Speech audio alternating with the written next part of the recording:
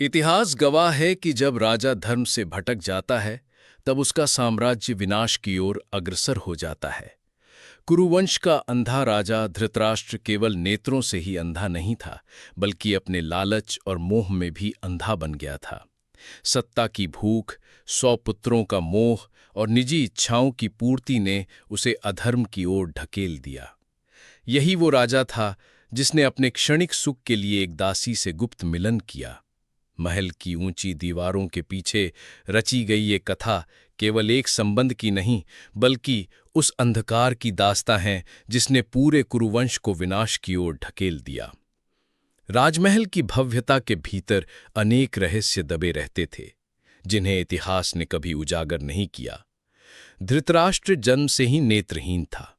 वैभव और सत्ता से घिरे होने के बावजूद उसके मन में असुरक्षा और अधूरापन बना रहता। जब उसका विवाह गांधारी से हुआ तो पूरी सभा उसकी त्यागमयी पत्नी के निर्णय से चकित रह गई। गांधारी ने अपने पति के अंधकार को साझा करने के लिए अपनी आंखों पर जीवन भर पट्टी बांध ली। ये त्याग इतिहास में मिसाल बन गया। परंतु धृतराष्ट्र का मन और भी अधिक विचलित हो गया। राजा होने के बावजूद वो सामान्य मानवीय इच्छाओं से भरा हुआ था। जब गांधारी गर्भवती हुईं तो उनका पूरा ध्यान तपस्या और गर्भ की रक्षा में लग गया। धृतराष्ट्र की इच्छाएं दबकर रह गईं। इन्हीं दिनों उसकी सेवा में एक दासी थी, शांत, सरल और पूरी तरह समर्पित। उसकी आंखों में लोभ या महत्वाकांक्षा नहीं थी, परंतु उसका स्नेह और अपनापन धृतराष्ट्र के जीवन में मिठास भरने लगा।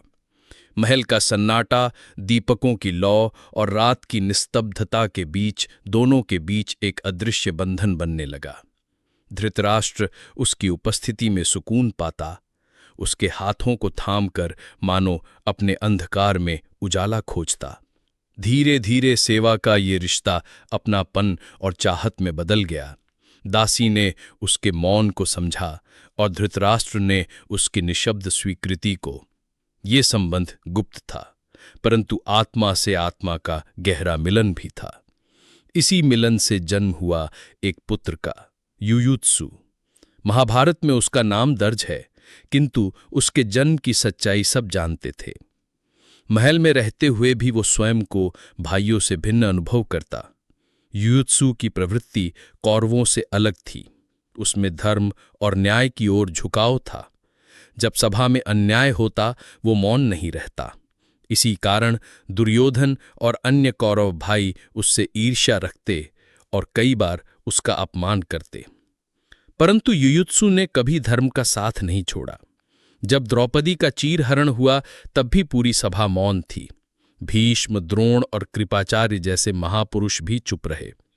पर युयुत्सु उन कुछ लोगों में से था जिसने साहसपूर्वक विरोध किया। उसने कहा, राजन, ये कार्य अधर्म है। स्त्री का अपमान संपूर्ण राजवंश का अपमान होता है। किंतु उसकी आवाज दुर्योधन के अहंकार और सभा के मौन में दबा दी गई। कुरुक्षेत्र युद्ध की बेला आई। एक ओर कौरवों की विशाल सेना थी, दूसरी ओर पांडव धर्म और न्याय की रक्षा के लिए खड़े थे। धृतराष्ट्र के 100 पुत्र कौरव पक्ष में थे, किंतु युयुत्सु ने धर्म का साथ चुना। उसने स्पष्ट कहा, मैं अधर्म का साथ नहीं दूंगा। पांडवों ने मुझे कभी पराया नहीं समझा। धर्म उनके साथ है, अतः मैं उनके पक्ष में रहूंगा। ये सुनकर दुर्योधन क्रोध से भर गया और युयुत्सु को गद्दार कहा, किंतु युयुत्सु अपने निर्णय पर अडिग रहा। युद्ध आरंभ होते ही वो पांडवों की सेना में सम्मिलित हुआ और अपने ही भाइयों से लड़ा। रणभूमि में उसका हर वार न्याय की गूंज बन जाता। लोग कहते हैं कि उसकी तलवार केवल शस्त्र नहीं थी, बल्कि धर्म की आवाज थी। अंततः वही हुआ जिसकी आशंका थी। कौरव पक्ष पराजित हुआ। धृतराष्ट्र के 100 पुत्र विनाश को प्राप्त हुए। धृतराष्ट्र अकेला रह गया।